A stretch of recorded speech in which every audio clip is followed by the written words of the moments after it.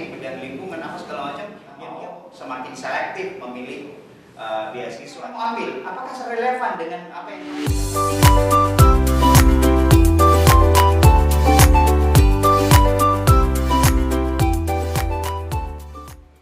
Hai semuanya, welcome back to my channel. Bersama saya Ilham Alwi Diam Belajar.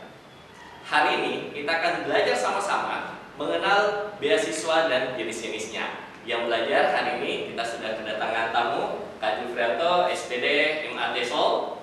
Gimana kabar Kanto? Alhamdulillah sehat, kayak MAT Sol itu apa Kak? Oh, MAT Sol itu kepanjangan dari Master of Art Teaching English to Speaker of Other Languages. Jadi teaching English mengajarkan bahasa Inggris untuk orang-orang yang bukan tutor asli. Jadi bisa ngajar di Indonesia, bisa ngajar di Jepang, bisa ngajar di Korea, seperti itu. Pokoknya di negara-negara yang bahasa Inggris adalah bahasa kedua. Jadi Kanto ini seorang guru gaul. Jadi beliau adalah orang yang paham tentang beasiswa karena beliau adalah pendidik. Selain itu, pendidikan beliau itu melalui program beasiswa. S2 beliau terakhir di Amerika itu juga melalui program beasiswa dan diselesaikan dengan nilai cum laude. Selamat datang Kanto di Diam Belajar. Kanto sempat ngajar bahasa Indonesia juga saya dengar di Amerika, itu bagaimana ceritanya Kak? Oh ya, jadi tahun 2012 itu saya dapat beasiswa untuk ke Amerika untuk S2. Itu dari prestasi USA. Kebetulan kami ada 25 orang dari Indonesia. Untuk bidang pendidikan sendiri ada 5 orang. Saya salah satunya. Alhamdulillah pada saat itu saya satu-satunya dari Pulau Sulawesi yang terpilih. Kemudian 1 tahun 5 bulan saya berada di Amerika S2.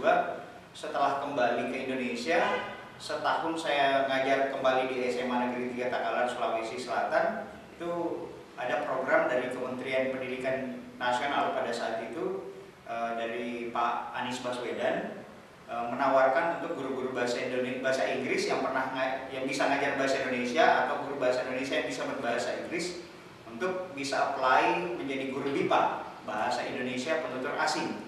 Jadi pada saat itu saya melamar untuk dapat diterima menjadi guru BIPA.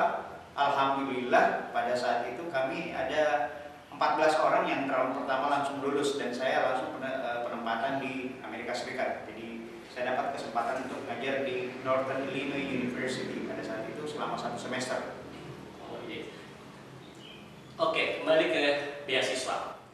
Karena kalau saya sebagai orang awam yang tidak pernah merasakan beasiswa di dunia pendidikan, itu taunya beasiswa sebatas pendidikan gratis. Itu sebenarnya beasiswa itu apa Kak? Kalau pendidikan gratis itu programnya Pak Gubernur ya dulu ya.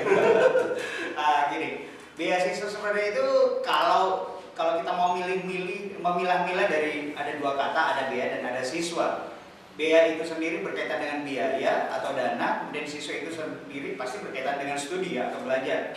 Jadi beasiswa itu sebenarnya adalah bantuan, apakah itu dalam bentuk fully scholarship.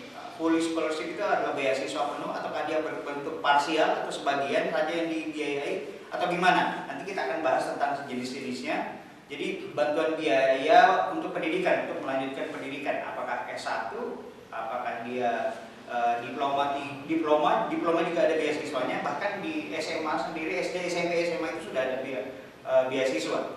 Jadi sifatnya berupa bantuan untuk biaya pendidikan. Untuk jenis-jenisnya sendiri Kanto, beasiswa itu sendiri. Kalau beasiswa itu sendiri, kalau kita mau melihat jenisnya, ya tentunya kita harus lihat dulu. Yang pertama, kita mau melihat dulu cakupannya. Kalau cakupannya itu ada 2 Kak. Kayak beasiswa itu terbagi 2, ada yang beasiswa penuh dan ada berbentuk beasiswa yang parsial. Kalau penuh, full scholarship itu maksudnya semua mulai dari proses sudah diterima, itu sudah dibiayai sampai sekembali lagi ke Indonesia itu sudah dibiayai, sampai kembali ke rumah itu sudah dibiayai. Jadi mulai berangkat, kalau kita sudah misalnya dinyatakan bahwa Anda diterima sebagai penerima beasiswa bla bla bla seperti itu. Berarti mulai dari, kalau dia adalah beasiswa penuh, mulai dari pada saat kita mulai, kalau misalnya dulu saya dapat full scholarship untuk prestasi USA. Jadi mulai dari pada saat saya berangkat dari Takalar sampai ke bandara, sampai saya ada pre-academic training itu untuk memperkuat bahasa Inggrisnya selama 6 bulan di Universitas Indonesia. Itu dibiayai semua, kalau sakit juga dibiayai, kalau pokoknya kami dulu punya istilah seperti ini, kalau full scholarship mulai dari ujung rambut sampai ujung kaki, kalau ada yang sakit itu dibiayai semua.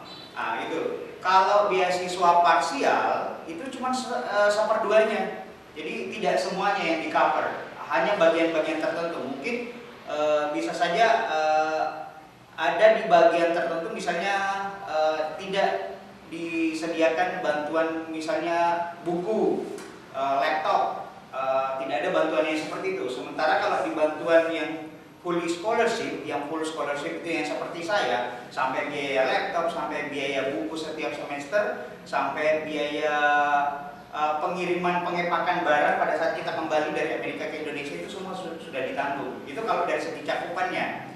Nah, kemudian yang kedua, kalau kita mau melihat dari segi pemberi beasiswa atau donatur, kalau dari segi pendonor beasiswanya itu macam-macam kayak yang jadi yang pertama beasiswa dari pemerintah tentu saja. Kayak dulu waktunya saya masih ngejar-ngejar beasiswa, masih jadi scholarship hunters juga, ada namanya program 1000 dokter ya dari pemerintah Gubernur Sulawesi Selatan pada saat itu, waktu masih Pak Syahrul Yassin Limpo kalau tidak salah pada saat itu memang dari pemerintah. Nah, kalau misalnya kayak saya dulu prestasi USAID itu dari USA, dari lembaga, dan itu dari lembaga dari Amerika Serikat, dari jadi saya dengar ya. Jadi ada antar negara ya. dengan negara. Dia kerjasama jadi ada dari pemerintah, kemudian ada dari lembaga atau organisasi, kemudian ada juga yang dari perguruan tinggi itu sendiri. Jadi misalnya kayak sekarang kebetulan saya kan ngajar di SMA Negeri 3 Takalar, yang juga dapat tugas tambahan alhamdulillah sebagai wakil kepala sekolah bagian humas. Nah, di sini kebetulan saya menangani tentang beasiswa, kemudian tentang anak-anak yang sudah duduk di kelas 12 yang mau mencari universitas-universitas yang misalnya dari kalangan yang tidak mampu nih. Jadi siswa-siswa yang dari kalangan tidak mampu ini saya coba carikan universitas mana atau perguruan tinggi mana atau politeknik mana yang cocok untuk siswa yang seperti ini misalnya. Jadi memang ada tawaran-tawaran beasiswa dari kampus tersendiri. Selain daripada yang pemerintah, kalau pemerintah kan ada namanya KIP kuliah sekarang yang bidik misi. Nah, tapi kalau dari universitasnya itu sendiri itu memang ada. Seperti juga kayak kalau kita mau melamar S1 di luar negeri, itu ada S1, S2, S3, bahkan itu ada memang yang langsung disediakan oleh kampus tersendiri. Itu dari kampus. Kalau dari pendonornya itu juga kadang-kadang sudah ada dari pemerintah, ada badan swasta atau dari perusahaan swasta juga ada. Jadi misalnya kayak saya ketemu dengan salah satu orang sudah American sekarang, sudah dari berkebangsaan Amerika, tapi beliau adalah orang Indonesia sebenarnya, dia adalah dari Papua, tapi pada saat SMA dia udah dikirim ke Amerika untuk sekolah. Yang mengirim beliau itu adalah perusahaan bapaknya. Dia kebetulan bapaknya kerja di Freeport. Jadi swasta. Perusahaan swasta dibiayai sama perusahaan swasta. Jadi ya seperti itu, ada banyak macam loh. Intinya beasiswa itu tidak semata-mata pendidikan gratis dibiayai dari ujung rambut sampai ujung kaki. Jadi ada juga yang parsial tadi istilahnya 50-50, kayak bisa dikatakan seperti itu, tidak full. Dan pemberi beasiswa pun ada banyak ternyata. Ada dari pemerintah, ada dari swasta. Intinya dari kamu semua, bagaimana cara mencari, bagaimana cara rajin-rajinnya kita untuk mencari informasi tentang beasiswa itu sendiri. Nah, saya tambahkan ada lagi sebenarnya kayak gini. Untuk beasiswa itu sendiri ada macamnya lagi. Jadi dia bisa scholarship itu sendiri, kemudian ada namanya tentang fellowship. Fellowship itu untuk orang-orang yang untuk mengembangkan keahlian-keahlian yang kita miliki, misalnya untuk orang yang bergerak di bidang kedokteran, orang yang bergerak di bidang teknik, bidang lingkungan, apa segala macam, yang mereka mau kembangkan, mereka punya skills atau yang bagian ekonomi kerakyatan atau apa, itu dibagi-bagi. Itu namanya ada program fellowship yang kerjasama dengan universitas tertentu di luar negeri. Nah, kemudian ada juga dalam bentuk grant, bantuan penelitian misalnya. Jadi sebenarnya setiap kita sudah berada di dalam salah satu level di dalam dunia kemahasiswaan, kita tidak boleh terlalu khawatir bahwa kita tidak bisa selesai atau kita misalnya waktu masuk S1 kita tidak dapat beasiswa. Jangan kaget, jangan terlalu cepat putus asa, karena di setiap jenjang dalam pendidikan kita selama 4 tahun itu ada banyak tawaran beasiswa. Masuk S1, saya masuk S1 dulu di Universitas Negeri Makassar jurusan pendidikan bahasa Inggris, itu tidak dapat beasiswa. Masuk semester 2 itu sudah ada namanya beasiswa PPA, peningkatan prestasi akademik. PPA ini melihat kita punya IPK, indeks prestasi. Kalau IPK kita di atas 3, dulu kalau tidak salah di atas 3,0 ya. Karena dulu memang untuk IPK 3,0 itu agak susah ya. IPK 3,0 maka bisa untuk apply untuk melamar beasiswa PPA. Masuk di semester 2, 3, 4, 5 itu macam-macam. Sudah ada beasiswa ikatan dinas, ada beasiswa khusus untuk keluarga yang tidak mampu, ada yang namanya dulu namanya BBM. BBM ya. Sampai-sampai ada orang yang kan untuk bantuan untuk makan. Jadi yang seperti itu. Ada juga beasiswa dari swasta, kebetulan nanti saya dapat di semester 5. Sebenarnya untuk milih-milih juga pada saat itu, karena dilihat beasiswa PPA dapatnya 60.000 per semester misalnya, atau 60.000 per bulan. Kemudian beasiswa ikatan dinas dapatnya cuma 45.000 per bulan. Jadi kalau kita punya IPK yang tinggi, itulah saatnya kita untuk mencari yang mana yang tawarannya tinggi. Ya, terus kita ambil. Kebetulan pada saat itu saya melamar untuk beasiswa dari Toyota Foundation, dan dulu untuk nilai Rp100.000 lumayan susah. Saya dapat Rp100.000 per bulan. Jadi sebenarnya pilihan sangat banyak sekali. Sangat banyak. Sisa teman-teman semua bagaimana mencari informasi, rajin mencari informasi tentang beasiswa itu sendiri. Betul sekali. Nah, sama juga pada saat kalau kita sudah mau selesai, jangan sampai para mahasiswa, para scholarship hunters tidak tahu bahwa ketika kita sudah mau selesai masih ada bantuan sebenarnya yang kita bisa dapat. Silahkan ke daerah masing-masing, ada namanya bantuan penyelesaian. Itu namanya juga adalah beasiswa juga. Beasiswa juga Ya, tapi untuk dalam bentuk grant untuk bantuan penyelesaian seperti itu. Tapi untuk beasiswa itu sendiri, Kantor, apakah memang orang siswa ini atau mahasiswa atau pintar sudah cukup? Ya, tergantung beasiswanya sih. Kalau untuk menjawab pertanyaan yang seperti ini harus kita lihat dulu. Karena saya punya 2 pengalaman kan. Waktu masih S1, waktu masih undergraduate program di State University of Makassar di Ujung Pandang, atau orang bilang Universitas Lantan Iki, UNM ya, Universitas Negeri Makassar. Waktu itu IPK itu maksud saya tadi sebutkan IPK. Kalau kita misalnya mau memilih-milih beasiswa, kan tawaran beasiswa macam-macam kan. Ada yang kalau yang sekarang ini tahun 97 sampai 2001 loh gitu. Kalau yang sekarang saya tidak tahu itu kalau misalnya beasiswa PPA dapat berapa per bulan. Kalau dulu kami budgetnya 60 atau 65.000 per bulan gitu. Untuk yang IPK sekian yang bisa melamar untuk itu. Untuk yang beasiswa Toyota itu yang harus IPK 3,6 ke atas. Kebetulan pada saat itu IPK saya 3,7 pada saat itu. Kemudian untuk yang apply untuk beasiswa BBM, untuk beasiswa ini itu bisa sampai 2,75 itu sudah bisa apply seperti itu. Jadi 2,75 sebenarnya cukup bisa. Sudah bisa apply seperti itu. Nah, jadi kalau mau berpikir dan untuk kalau kita mau underline untuk menggarisbawahi tentang kata kepintaran, apa ya, kepintaran itu kan tidak diukur juga dengan IPK. Kadang-kadang ada orang IPK-nya juga tinggi, tapi mau tidak mau tetap itu sebagai indikator dari masyarakat bahwa orang yang tinggi IPK-nya pasti pintar, meskipun pada dasarnya belum tentu.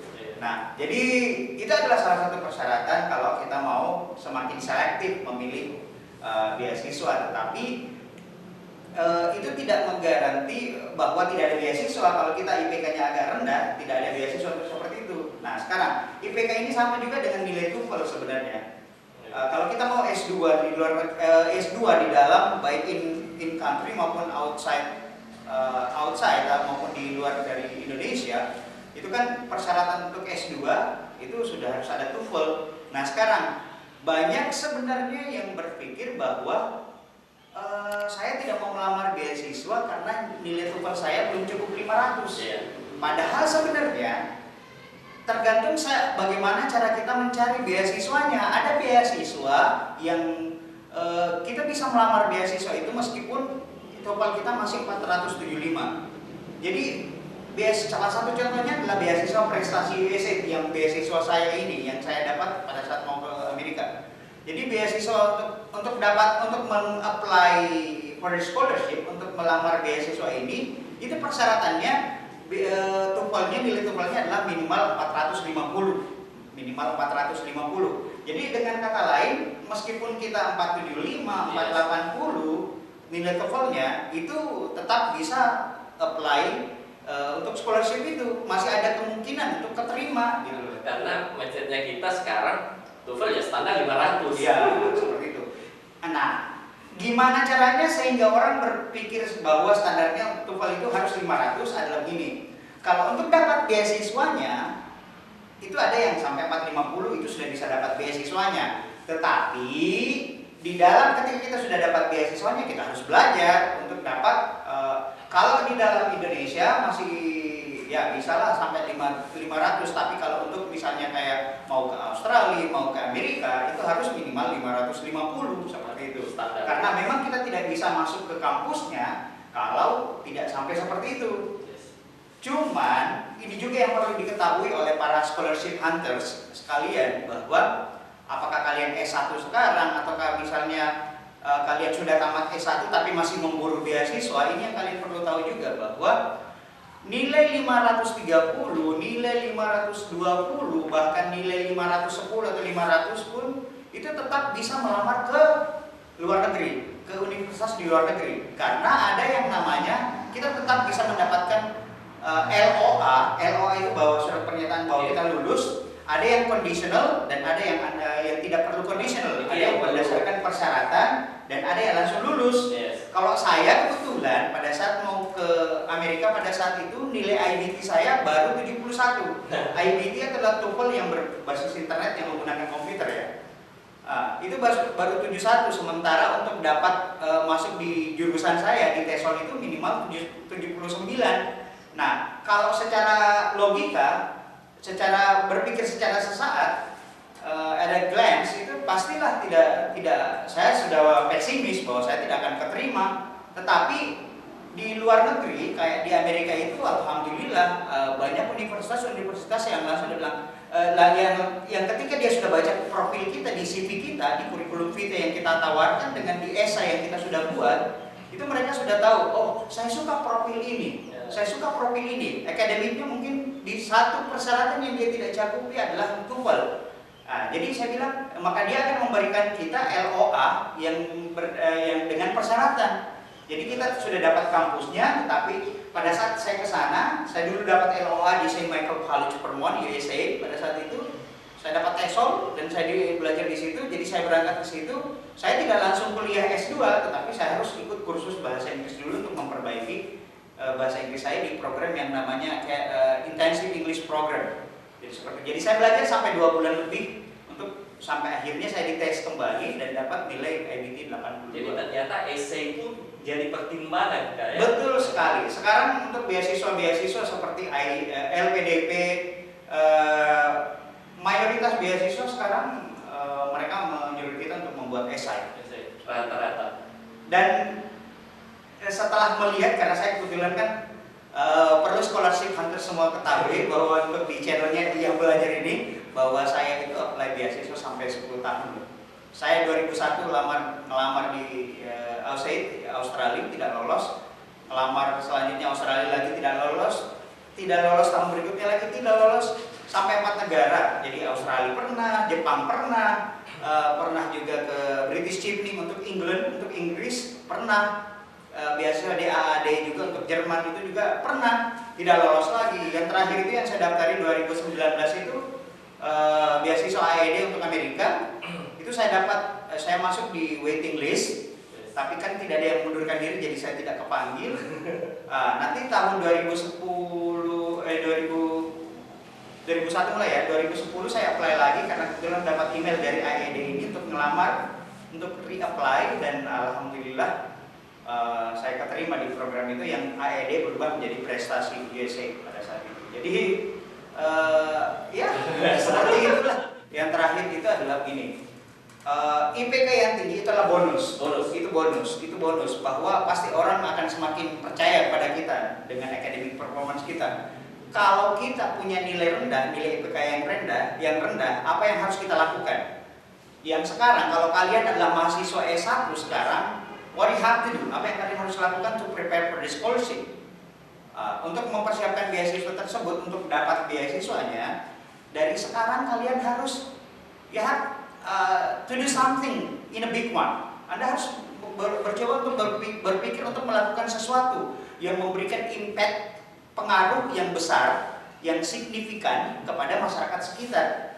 Jadi mulailah berpikir, misalnya kayak di Makassar. Di Makassar itu ada banyak anak jalanan misalnya. Oh, jurusan saya adalah jurusan pendidikan bahasa Inggris. Saya jalan di SD, ternyata anak SD di kampung-kampung itu tidak tahu bahasa Inggris. Nah, kalian harus berpikir dari sekarang, apa yang saya harus lakukan untuk mengembangkan saya punya daerah. Oke, saya akan berkumpul dengan orang-orang yang mempunyai orang yang sevisi, mahasiswa yang sevisi dengan saya bahwa saya harus berbuat sesuatu untuk masyarakat saya. Ya, dari sekarang buatlah sebuah gerakan, misalnya gerakan literasi bahasa Inggris di SD, atau misalnya gerakan literasi untuk anak-anak jalanan di Makassar, ataukah membuat sekolah bahasa Inggris gratis untuk orang miskin. Jadi buatlah sebuah gebrakan yang memberikan impact yang besar. Jadi, dan jangan dalam bentuk misalnya yang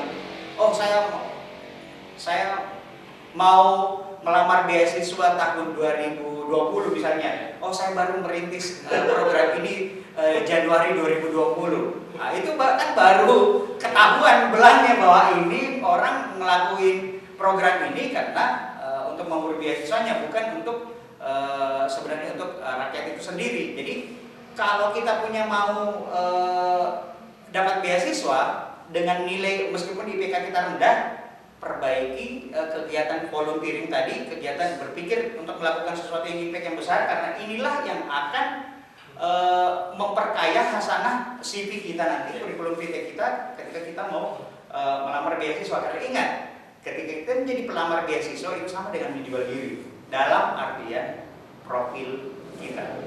Dan ingat, apa yang kita pelajari S1, apa yang kita pelajari, yang kita lakukan untuk masyarakat, dengan apa yang kita mau lamar nanti untuk di program beasiswa tersebut, itu semuanya harus terkait satu sama lain, supaya mereka satu kesatuan. Jadi ketika kita kembali, Pak, karena pasti akan ada 3 pertanyaan minimal yang akan ditanya. Apa yang kamu sudah lakukan? Ini, ya, itu kan sudah ada tadi volunteer. Yang kedua adalah jurusan apa yang kamu ambil? Apakah relevan dengan apa yang kamu sudah lakukan dengan yang tadi, dengan tidak? Oh ya, relevan. Kemudian setelah itu, apa yang kamu harapkan pelajari setelah di program tersebut? Oh, saya berharap bahwa ketika saya berada di Australia, ketika saya berada di Jepang, atau ketika saya berada di Amerika, saya akan belajar tentang ini di kampus ini. Nah, kemudian setelah kamu kembali ke Indonesia, ke negara kamu, kira-kira apa yang kamu akan lakukan? Jadi ini semua harus satu kesatuan yang bulat, yang tidak bisa dipisah-pisahkan berdasarkan amandemen. Jadi seperti itulah kayak. Jadi ya, jangan menyerah. Kantor sudah jelaskan tadi apa itu beasiswa, jenis-jenis beasiswa, dan beberapa tips. Yang paling penting dari itu semua adalah persiapan.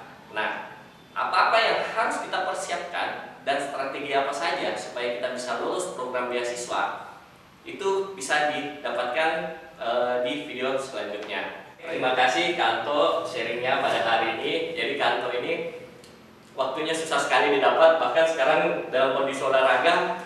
Ini nih, saya lagi sore tiba-tiba dirampok dalam artian positif ya. Jadi terima kasih Kanto. Semoga sharing Kanto hari ini bermanfaat buat kamu semua dan menjadi amal jariah buat Kanto sendiri. Terima kasih banyak. Dari saya, terima kasih buat kamu semua yang sudah menonton video ini. Dan jangan lupa subscribe